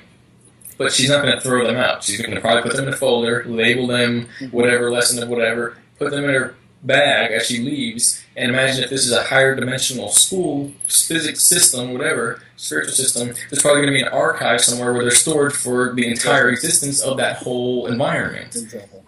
And so, but the idea is, when she goes to shut off that light and the screen that everybody's running around on, oh, we exist, what happens to the people on the screen? Mm-hmm. So basically, they wouldn't exist at that point in time. And then she'll go and do what with the screen that's hanging from the wall? She'll roll it back up into the containment zone. Mm-hmm. So the material world, which is basically a two-dimensionally flat surface, gets rolled up into this alternate dimension where now there's no more difference, change, time, or action. It's just frozen space. It's what it is. And they'll have to wait in that place, that stuck place, hoping that the next day she comes back, she pulls the screen out and does another lesson. And imagine now she does a lesson, but it's this different one, and you have people in that world going, kind of weird. There's like demon spirits floating around that didn't make the cut last time, and they're angered spirits basically stuck because they have nowhere else to go. Totally. So the idea is, why did that happen? Why could it happen? And what's the whole point? Mm-hmm. Well, if you were on the screen and you realized you were self-aware, what would be the next step to realize? Would it be that? Well, what would something good to be if you realized it was a projected world that you were actually in, while everyone else thinks it's all real? Test it. Or are you saying after you test it and you have that and you figure it out for sure. To do something about it. And what would it be in relation or comparison to what everyone else is doing? Well, what would the individual act be in relation to that? It's individual, but it's general because it's not like you wouldn't be like, okay, go cross my legs up and float across the Ganges River or something. Mm-hmm. But generally, when people are in the world and they think it's real, they live life in a certain way. Mm-hmm. When people begin to see, it's a story. It's a higher dimensional story. They start to break down. Exactly. It starts to break down the experience itself in general. It starts to break down the illusion. The what's being projected. What is the illusion? The illusion is essentially the teaching that's behind the projection. The illusion is what's the template that's there, that's been placed there. And the projection, the illusion, is usually to maintain the projection. And to maintain the projection, usually what do? You gather materials, you keep it going. You struggle against the change of leaving the projection and do everything you can to get more materials, more stuff, and more power in that made-up projection dream world. Definitely. Not realizing some person is in front of a monitor drawing it all out. And they have to actually write the part of the story in order for you to even come to that conclusion in the first place. Totally. So the idea is, it's a great the first thing a person does is realize it's not as it seems. Yeah. There's another world out there, but they didn't yet come to that direct awareness of the world. They just know that this world is not the only one. It can't be. Exactly, totally. So then everyone around them is going along with the projection, so they don't have to do that anymore. They break free from that. And that's the nagging itch, I think, that's in the back of many people's minds. You have that nagging itch continually over and over. Well, what's a better way to prove that it's not real by completely falsifying every aspect of it for those that believe, we're doing the right thing and this is real, and it just completely turns it like spaghetti bowl on its head. Totally. Like, that's the secret. That's the secret. That's the, I hate to say it, the craziness behind these societies that basically are doing this chaos method to wake people up. Totally. That's the idea behind it. If they get past the chaos, that means they found the order. And it's because it's within them, because they didn't give it to them. They let them walk through the flames of death and the fire of anguish and lower consciousness. And it presented itself. Exactly, and it presented itself in the end. That's interesting. And so, but it doesn't end there. It never ends there. Of course. The idea is, after that person realizes that's really like, no, this is what it is fucking bullshitting, because they haven't experienced the nature outside the projection. Totally. And they haven't examined things to first figure out that when you think this and then this happens, it's like, that's not how it's supposed to be. Somebody is orchestrating this shit from a higher plane, orchestrating time and events. And that's where the inner vision happens, that whole process of seeing becomes, or helps shape somebody's awareness and expansion. And so the idea is, what would you do, and how would you do it?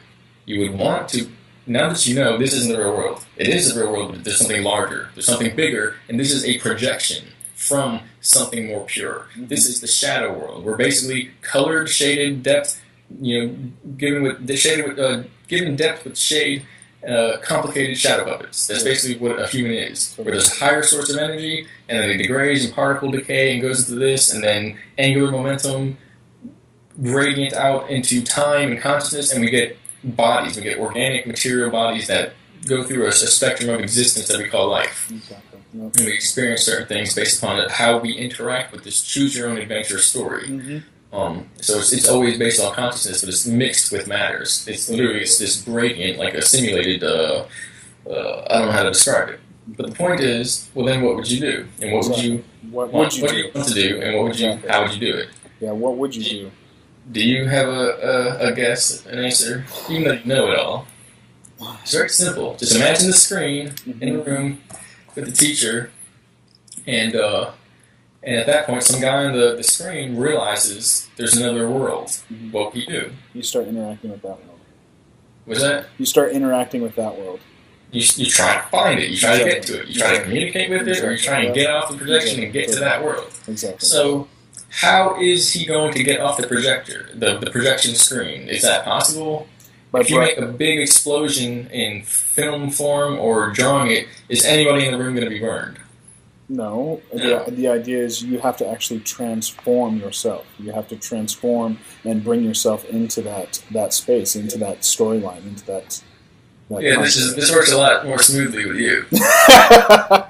Yeah. Another guy was good too, but you had time to think about this. Yeah. It takes years. Mm-hmm. So basically, it's about realizing that, and you kind of took the words out of my mouth, because basically the projection screen, the projector itself is plugged into the wall. There's a direct channel there. Totally. Is the projection screen and the reflection from the projector itself connected through any means? Mm-hmm. No. Just by light, laser. Exactly. Like, it's just a property of light, so it's like magic in that way. Exactly, totally. So there's really no way to actually get from one layer to the next. Yet, you said, prepare, transform yourself, change yourself, so that you fit into a storyline that plays that part of the script out for you. Exactly. Totally. So how would you get to a story? It's like you're reading a book, and as you read it... Jesus, and you're reading the book, and then it says, and then he turns the next page. Sees as I... And you're feeding back into the loop of what you're seeing. Exactly. So someone has to instigate that from the area of the projection. And when we perceive it as being instigated from that realm of the projection, it's actually being fed back from the script writer in the higher dimension, the teacher in the room, who's teaching the class something new today. Totally, exactly. And so the idea is, when that happens, the guy instantly remembers, I made this decision. Yeah. I put these things in my life. I put them here as props. I'm writing it, and it's as if magic, his consciousness goes from the perception of being in that plane to being in the teacher's chair writing out the script on the projection screen. And I think that's happening every day for people. I think that the symbols and the signs and the signets that you experience through daily life are trying to kind of lead you into transforming outside of that screen and coming off of that screen. And people don't necessarily pay so much attention to them, but when you really start doing that work and really start looking at the messages that are coming through from your higher self or from the teacher or wherever kind of the combination of it all is, exactly, that's when you start really realizing. And for me, that's the place of living from the gut. That's the place of really kind of following that path, following intuition and refining intuition, because you get physical responses. You get goosebumps. You get, there are physical, palpable responses to that experience and witnessing that experience. And for me, definitely my journey, you go through this like manic experience of trying to understand, like, how could these possibly line up? Correspondence. That the correspondence, absolutely, and that's what it is. Yeah, exactly. That's brilliant. That's fucking brilliant. It's just a really good metaphor for people to work through on a real simple basis to a knowledge base that they can access without going into years of self-exploration and really trying to define these things with themselves and understanding them. It's a brilliant. That metaphor, which describes how things is, was just written in a few seconds ago because that turned out to be the best way to figure out the story. How to figure out the resolution of the story. Because you got to think, you can't just have a book that says John was running with his dog, he's doing that, doing this, then he's in your room. He's behind, John's behind you. Behind you. That makes no sense. That's not a good story. It doesn't work. Totally. But, he constructed a device or went to the sacred, the place or whatever and found out the pathway into the world within the world, and it's like a crazy fantasy whatever story. It's a big D&D game. Just say it. It's a big D&D.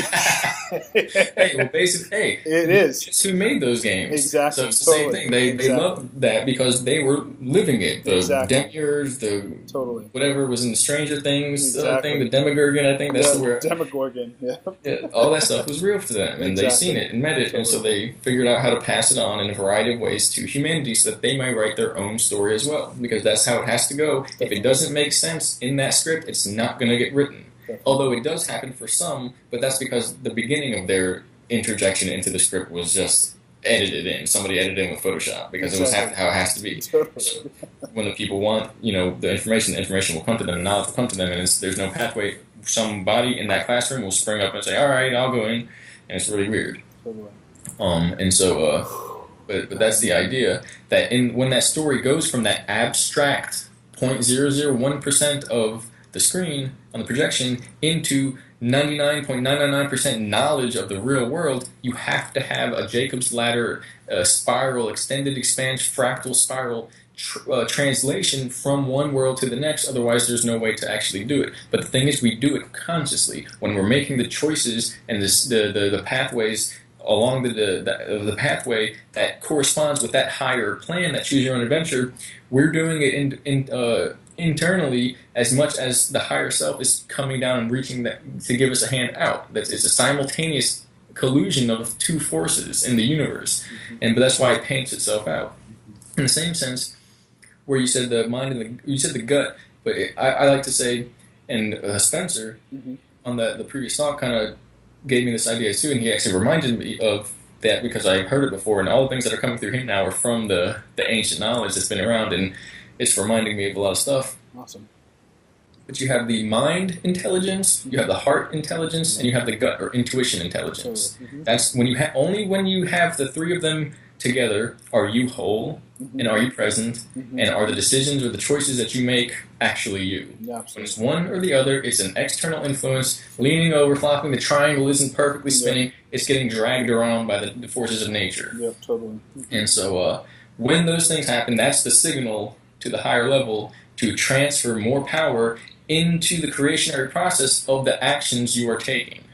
As long as the intentions are there. It's literally like an unlocking code. And you can't do that unless you really want to do it. And you can't really want to do it to the point of making a universe unless it's your whole spirit and being coming through. But you have to have a good fucking reason to do it. But that's where a mom can put the Game Shark, the hack in, change the value of their strength up to 1,000% and lift the car off somebody. And a lot of people say that's not real, but I've seen this, not the studies, I've seen them do it to people in secret projects. You can, with enough adrenaline, you can make somebody become as strong as the Hulk. It's how it works.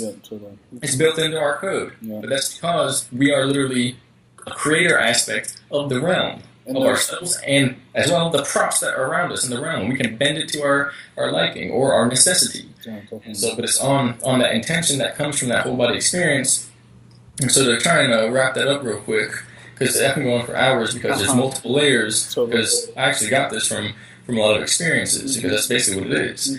And so the idea is to get our mind through this perception of a simultaneous occurrence, that the script we're in was not our actions as we're doing it now. It's actually when we are to make it off and when we are to realize it, it was already written before we even got there. It was something that was decided before time. As well, though, it's live updating, and you can do weird experiences where you have a cosmic fourth wall experience, and literally the teacher knocks up to the projection and goes, or she or he is writing that in, but it says, and then the teacher kicked him on his butt and said, "Wake up." You know what I'm saying? It's like, what was that? That's impossible. And you can do that. You can write it in. It's all what you want. You can write in anything you want, but that's the whole point. If the story says, their kids are, these Stranger Things kids are chilling around in their room and then the Demogorgon bursts in, that doesn't make for a very good episode story. It's like they would do stuff like that back in the day. It's like not very interesting. They found a CIA compound, or filming the scenes in the CIA compound, the military, intelligence agency compound, and they're contacting another world through like the torture of these psychic kids that open up realms and portals to this advanced technology that accesses basically other dimensions. And then you have all that weird stuff. Then it's like, oh shit, that really makes you think. It fits into the story. If you were there watching the story, it's like, this is good, this is invigorating. We're in that point in the world where you can have these other beings come in. It doesn't have to be bad. That's just how it is. This is interesting to people now because they're based on ignorance. So if you show them what the truth is in a fluffy way, they're just like, yeah, but what else is new? If you show them something shocking and scary, it sparks them into awareness because of the way they are now. But we're in the world where the story is, if people say, all right, there's aliens running the show, this, that, we're at the point now where people will go, that makes sense. I could see that being what it is. That's possible. Before it couldn't work that way. Now it could be, if they write it in the story, it's not going to break the script. It'll work. It'll play out. It'll definitely fly. Same thing, it'll give the people the opportunity to go one way or the other. Off the projection into the real world, or on the projection to do whatever they're going to do. I feel like they could write in anything at this point. That this point in time is in that place where that can be there. Well, they're holding it back. Nothing changes. Now, well, you could also do that. But you could just say, everybody off the script, everyone's a party in the classroom or something weird happens. Something that's unbelievable to another time period. And now everything could happen. Exactly. And every layer of society from one level to the next would go into one layer of that impossible stuff that could happen. Totally. And it could be, it's like something for everyone. That's the unveiling of the whole planet at once, where no matter what happens, everyone can go to the next level because there's something completely off the wall from this script that's going on now that could fit into this for everyone. And that's what we would want, instead of just 5 people make it, 1 million people make it, and everyone else just kind of stays on the script as she powers down the projector and rolls it up and they're all stuck there, which apparently happened before, which is a bad thing. Not a bad thing, there's no such thing as a bad thing. It's just the lost souls of Tara are apparently the 2 projection days ago that had been stuck in the alternate dimension. And they're seeking to come through from 3 days ago, the projection that's on here now. And it has to work itself out through some type of coherence between this one and the 3 days ago simultaneously. And that's not exactly accurate, because 3 days ago, in terms of projection stepping down from one work to the next, would be college. It would be a trailer at an elementary school for the day we're on now, and 3 days, because we're at the lowest one now. This is the most basic version you can get, where only stuff happens unless it's polarized to like one domino hits the other, and like if you didn't imagine anything like that happening, there's nothing else is going to happen. It's going to repeat itself. That's the lowest you can get. Everything else in the universe, it goes more in complexity, and everything's happening at once, and it's literally like a D&D tale or adventure. That's what it's about. We're snakes and ladders.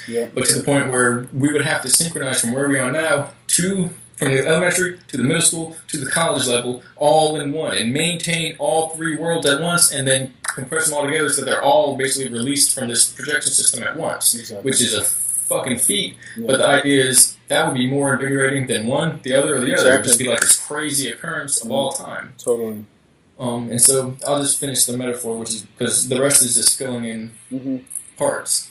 The electricity coming from the wall, from the world of light, that's the spirit, pure awareness, no polarity, although electricity has polarity, but it's liquid etheric light in the actual idea of what this is. And so it's just pure consciousness.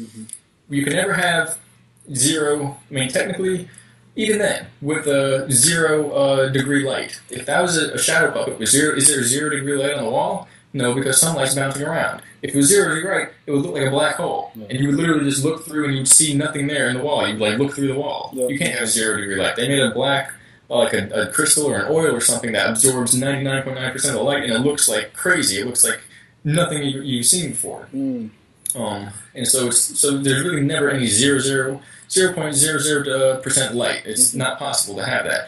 Yet, that's the lowest you can go in consciousness and contrast between what's there to begin having basic shapes that form the basic black and white polarity of existence. And and then what happens if you remove the polarity and it's just 100% light? What happens to the story then? There is no story. All things are being occupied at once. All possible possibilities, all possible locations on that screen. Just the one big wall of light.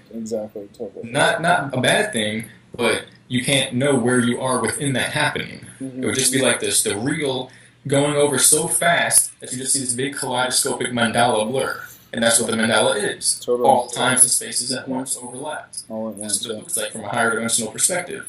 The turning of the reel or the turning of the sheets, we think we're going along the screen. It's the soul information rotating in correspondence or relation to the spiritual awareness that's shedding, glowing through it, shining through it. The soul reel, or the sheets as they switch, and the reel as the scenes move, is the perception of time of us moving around in this dimension. We think time happens because something started it and just goes on as this big linear process. It's because we're interacting with it. Forwards. We're interacting with it, so we're creating it and giving that perception. I understand. And really, the reel is pushing us through it in a way. We're just going along for the ride. Nothing's actually happening. You can stop the reel, you can go back, you can go forward, you can do whatever you want. In fact, you can do it like this. and it takes 10 days to make one scene go by. But in the same sense, you could do it like that and make it a second. There's no such thing as time. It's all at once. Totally. You know, it's all happening at once. But you have to have a decoherence pattern, a noise-to-signal ratio. Otherwise, if it was pure information, it would all happen in one instantaneous mandala, and there would be no lesson. It would be fun, probably, but you wouldn't even know it. It would be over. It would be over with it before it even started. Exactly, totally. So, the projection device is the brain and the body. The spiritual power, the awareness, pure awareness, comes up and shines through the blueprint of the soul. A lot of weird hand motions here. People with American Sign Language will think I'm saying weird stuff.